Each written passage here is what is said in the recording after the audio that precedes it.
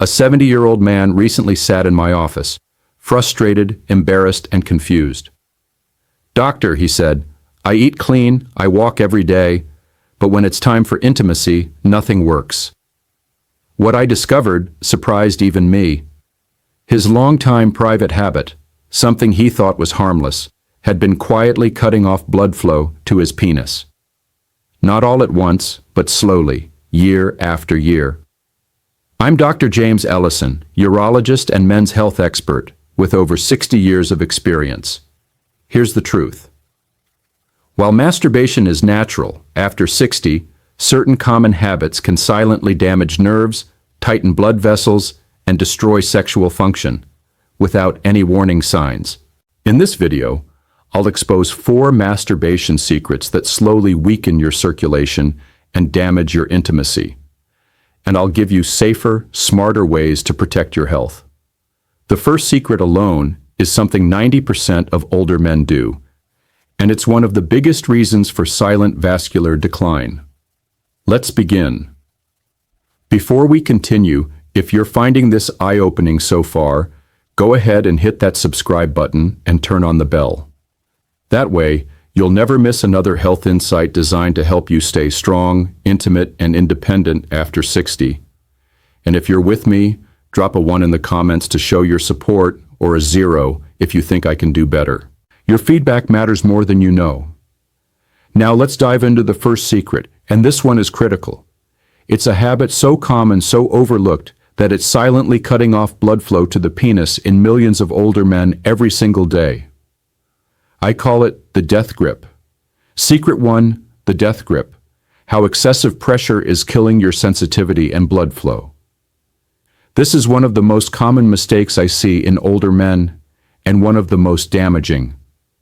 They don't talk about it with their friends. They rarely bring it up in my office.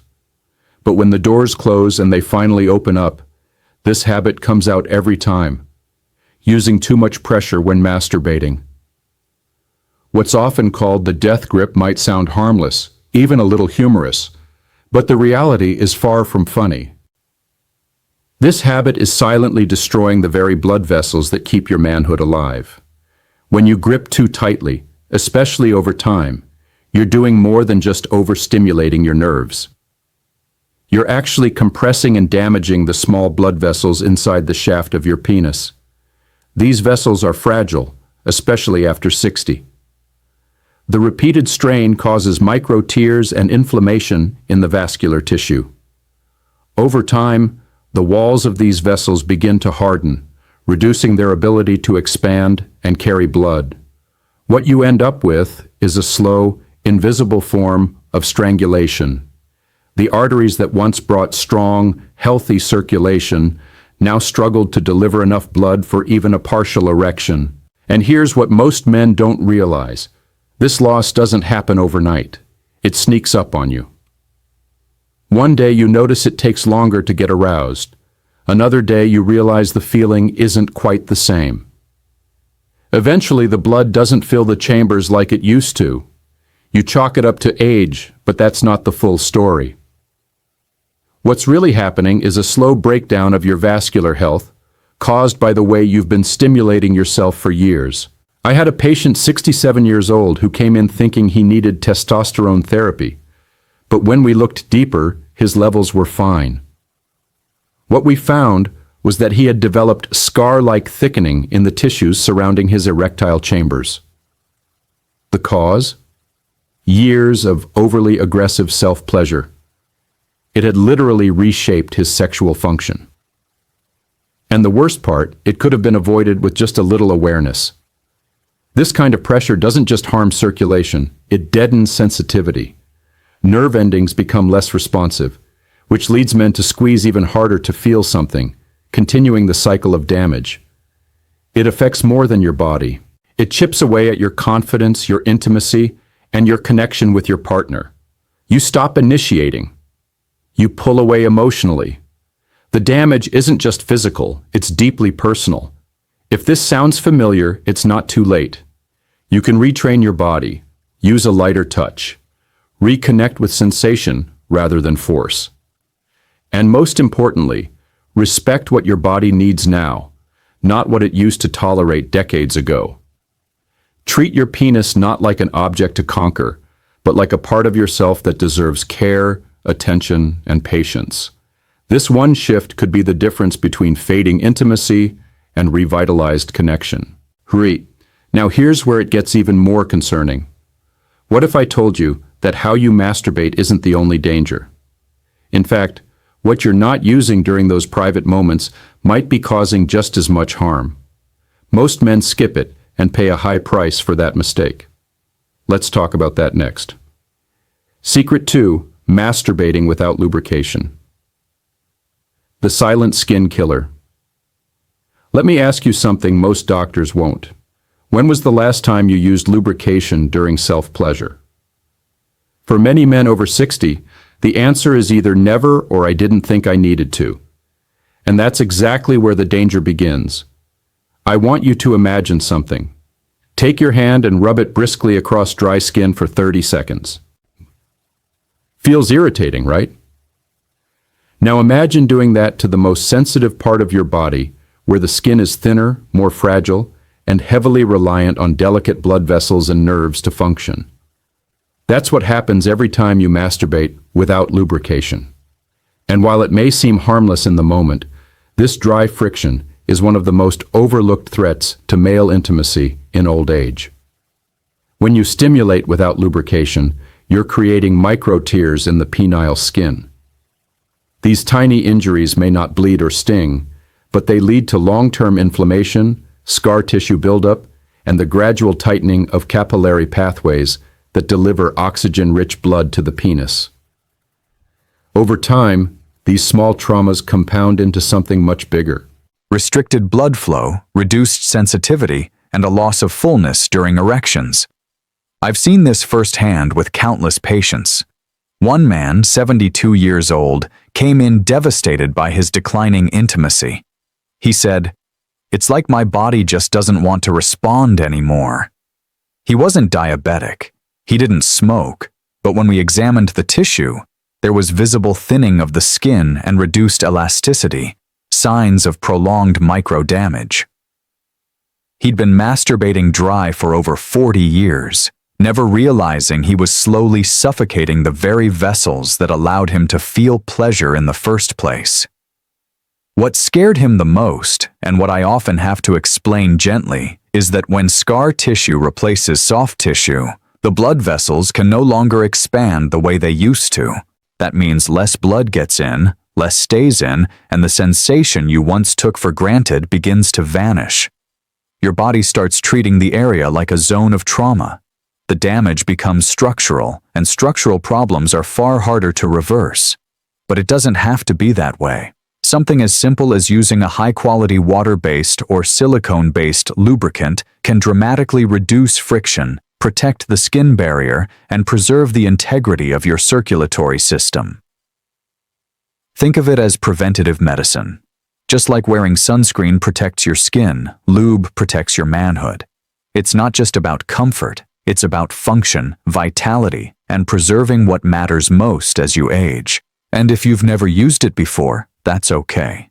It's not too late to start now. Your body is still capable of healing and improving if you give it the right conditions to do so. Respecting your body isn't weakness, it's wisdom. But here's something even more surprising. Even when men do everything else right, gentle grip, proper lubrication, how they position their body during these moments could still be quietly cutting off circulation without them realizing. And the effect just as dangerous. Let me show you what I mean. Secret 3. Poor posture. Why masturbating while sitting can arc circulation. This might surprise you, but one of the most dangerous things you can do to your sexual health after 60 doesn't involve your hands. It involves your posture. In fact, I've seen men lose years of intimacy simply because of the way they sit. Most older men masturbate sitting down. It's convenient, it's private, and it's what they've always done. But over time, this one habit silently strangles circulation to the pelvic region. When you're seated, especially hunched over in a chair or curled up in bed, you're putting direct pressure on the perineum, the area between the anus and scrotum. What most don't realize is this is home to a critical network of arteries and nerves that feed blood to the penis. That pressure acts like a clamp, squeezing shut those tiny blood vessels and compressing the pudendal nerve.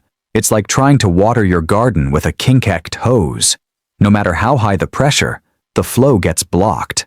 This kind of postural compression doesn't cause pain, which is why it goes unnoticed for years.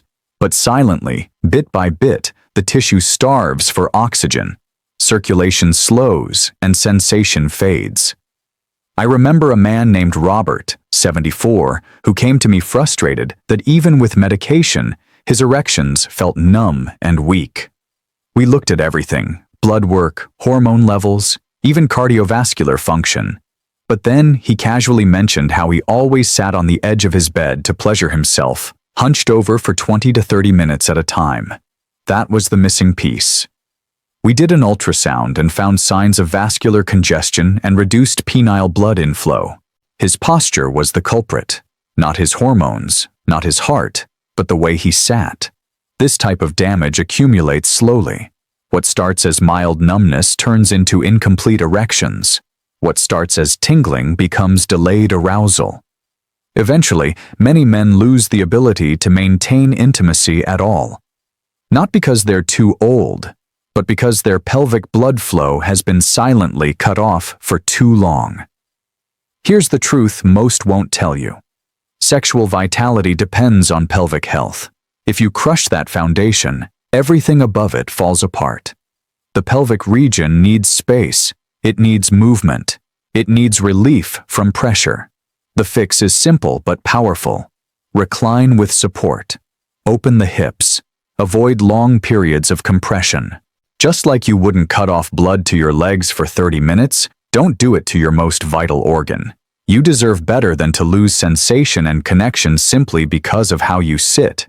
A few inches of adjustment could mean years of restored intimacy and function. And trust me, your future self will thank you. But even posture isn't the full story. Because sometimes the real damage doesn't come from how you sit or even how you touch. It comes from how often you do it and the way your body tries to tell you it's had enough. That's where most men go completely blind and pay the price. Let me explain. Secret 4. Overstimulation and frequency. Ignoring the body's natural signals. This one is harder for many men to hear, but I need to say it plainly. Sometimes the greatest harm isn't in what you do once, it's in what you do over and over again without letting your body recover. I'm talking about overstimulation.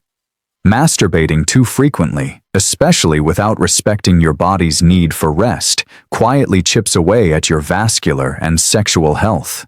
And by the time you feel the damage, it's already taken hold. I know how it happens. You retire. You spend more time alone. You look for comfort, release, or just something to fill the silence. Masturbation feels like a safe outlet, but without limits, without awareness, it becomes a slow poison. The body after 60 isn't built for the same kind of rapid recovery it had in your 30s. The blood vessels are more fragile, the nervous system more reactive, and the hormonal balance more sensitive to stress.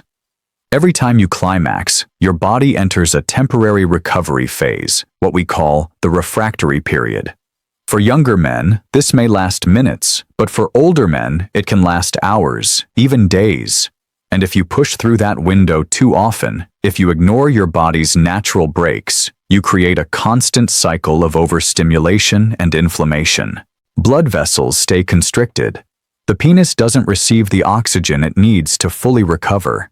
In many cases, this leads to chronic pelvic congestion and nerve fatigue.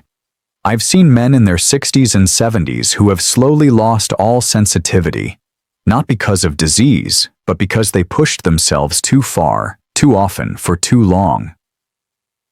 The blood stopped flowing as it should.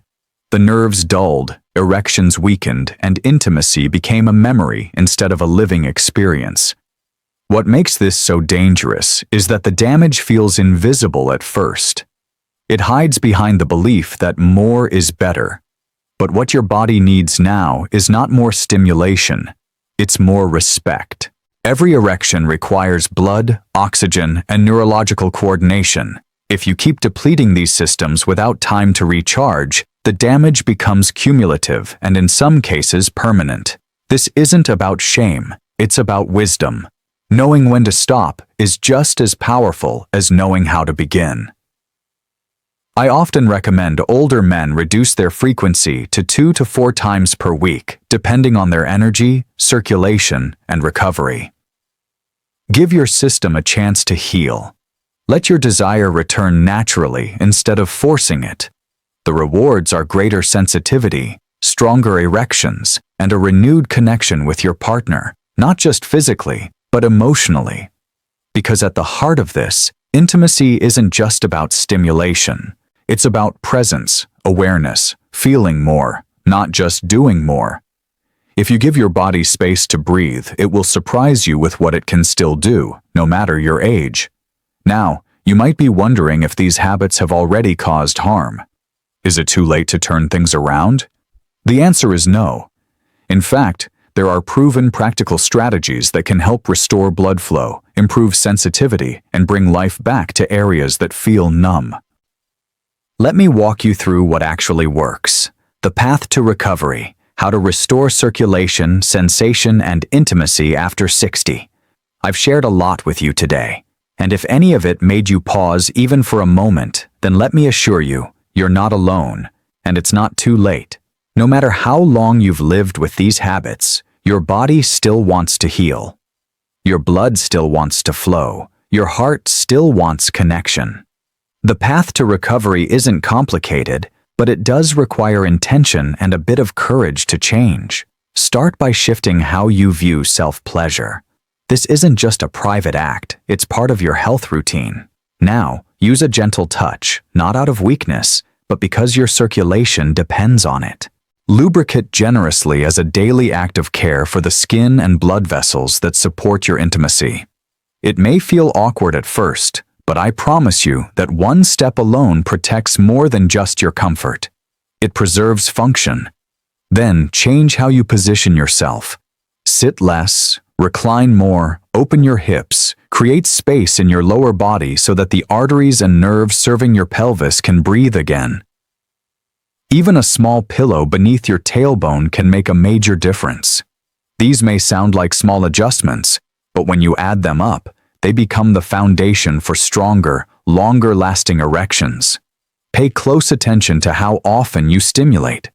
Set limits, not to restrict yourself, but to give your body time to replenish. 2 to 4 times a week is a healthy rhythm for most men over 60, and instead of chasing intensity, chase presence. Take your time.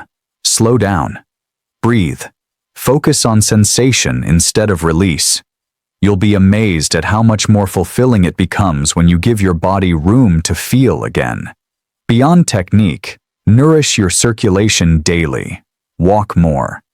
Stretch your hips and lower back. Drink more water.